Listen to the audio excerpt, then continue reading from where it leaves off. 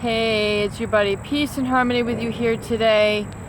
The tactic of the narcissist, the tool of the narcissist to use condescension, belittling, and putting down as a tool and method of manipulation and control.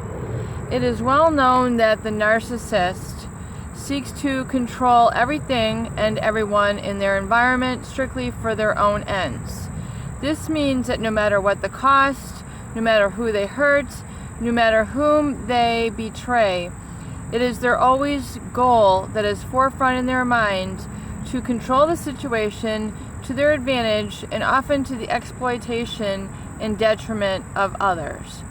And they accomplish this by taking advantage of others and overpowering them, overwhelming them through the tool of condescension. What is it to be to have someone who is condescending to you, someone who is putting you down, someone who is belittling you for absolutely no reason whatsoever?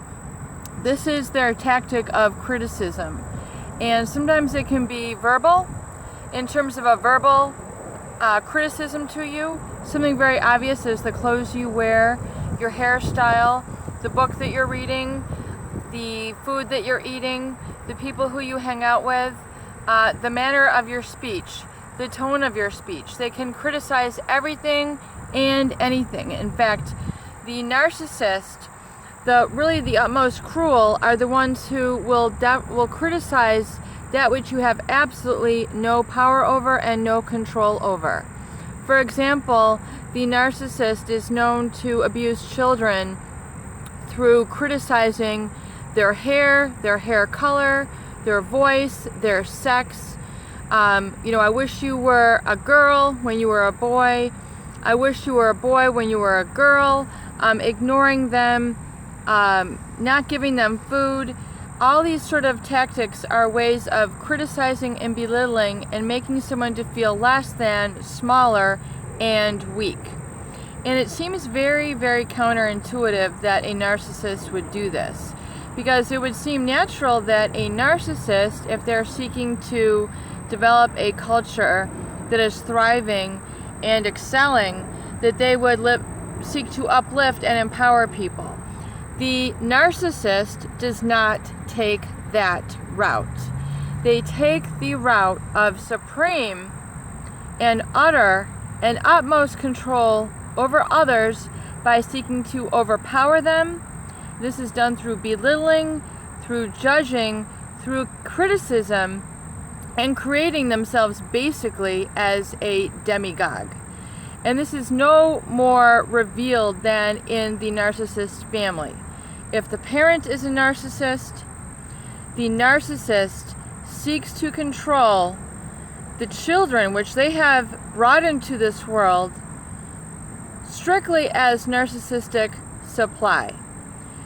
This to me is the utmost abuse of narcissistic power, that of overwhelming and overtaking a young, innocent, vulnerable child who does not have the mental development, the mental capacity, the ability, the vocabulary, the matured judgment to be able to understand, comprehend, and handle and cope with a narcissist parent influence in their life. The narcissist will control and gain a position of superior authority over a child, over their prey, over their supply, over their target, by positioning themselves as the one and only supreme power in their life through unlimited devotion to them and their needs, much to the exclusion of them pursuing their own life, their own interests, and their own friends, and really developing themselves on all levels, including physically, emotionally, psychologically, and spiritually. This results in very much a stunted growth. It can stunt the physical growth of the child, whereas they do not feel comfortable in their own skin. They have an extreme amount of anxiety, fear, guilt from this highly critical and judgmental person, to the point where they won't eat. We see body image issues where people will develop anorexia, bulimia, nutrition deficits, where they will not partake in the food that they need because they cannot feel comfortable being strong and healthy.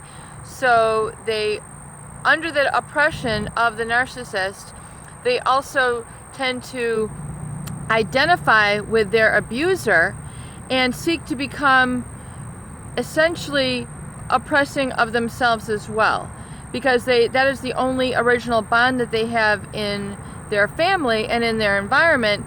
So they take on this oppressive identity and seek to also concur, agree with their abuser, and such is the development and beginning of the low self-esteem syndrome, where that child is then programmed into the highly critical, self-debasing self-talk, beliefs about themselves, development of their abilities, development of their thought patterns. They follow a very negative, validated identity, where the person then engenders or takes on, instills that programming, if you will, that hardwiring, if you will, that hardware, so that then their life is mapped out according to this criticism, according to this judgment, which is bestowed on them by one or two people alone. And this programming is erroneous programming. Thinking of it like a program virus. If you've ever had a program virus on your computer, or if you've ever spilled water on your computer, you'll notice that it starts to flicker, it starts to behave abnormally, it can't pursue the commands that you input into the computer in terms of keystroke spaces. You press a K and a 7 comes up, you press a C and an explanation comes up, it'll start to spit out, and this is along the lines of a virus, and that is a toxic virus that has taken over in a negative fashion the hardwiring, the hardware of that computer.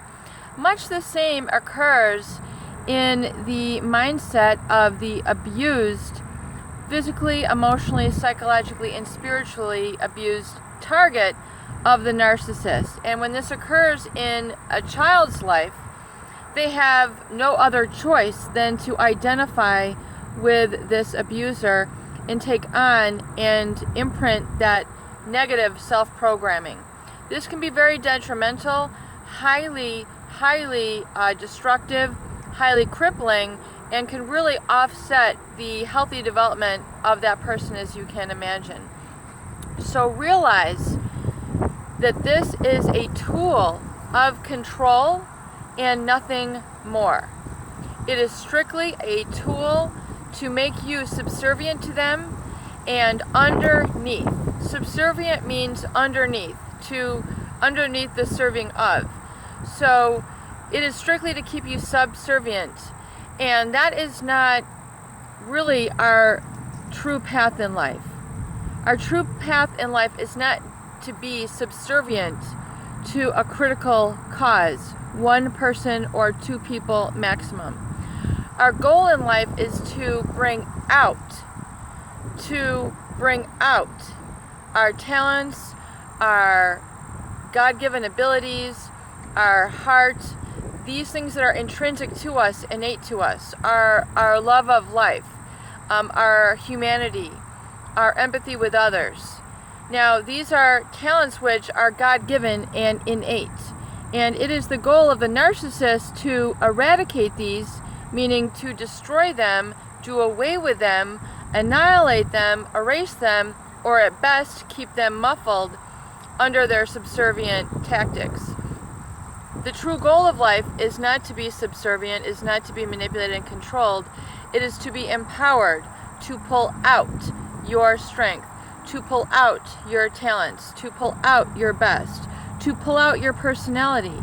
And the education system really kind of emphasizes, if the parent is not there to support, the education system often isn't there to help lift the person up out of that abuse. In fact, if the education system is not notified, their homeroom teacher, counselors of that nature, then the abuse continues and continues to become more in-depth and more severe with time. So realize that that is not the truth. The truth is for you to bring out your talents, to bring out your abilities. And that is really the role of a healthy parent, is to bring out those talents of you and not to be subservient to them. It is very important then to identify that this is a tactic, it is a method of control, and it is nothing more. And so your goal and the tool is to let go of that subservient story and that role which you have taken on in that family. It is time to say, hasta la vista, sayonara, I'm letting go, I'm done with this. That is not my only goal and purpose in life. I'm throwing out that hardware. I now am empowered within myself, and I now take ownership and credit of my own personal abilities, and I am powerful, I am loving, I am generous, I am kind, I am considerate, I do have compassion for others, I do believe in equality with others, I do not believe that I am only to be subservient to others, I do not believe that I am meant to be criticized. I believe I am meant to live empowered and to help and serve others out of empowerment and not out of criticism, judgment, guilt, fear, and obligation. I deserve to come from a positive space, not a negative space. I deserve to experience the positive emotions in life and not only the negative. And I desire to increase the positive emotions, experiences, and talents that I have, and develop those and master those in my life and let those flourish and manifest greater good connections and outward expression of those with others on a daily basis. Peace and harmony with you here today. I hope these insights help. Please share, please subscribe for more tools, videos, discussions, and support.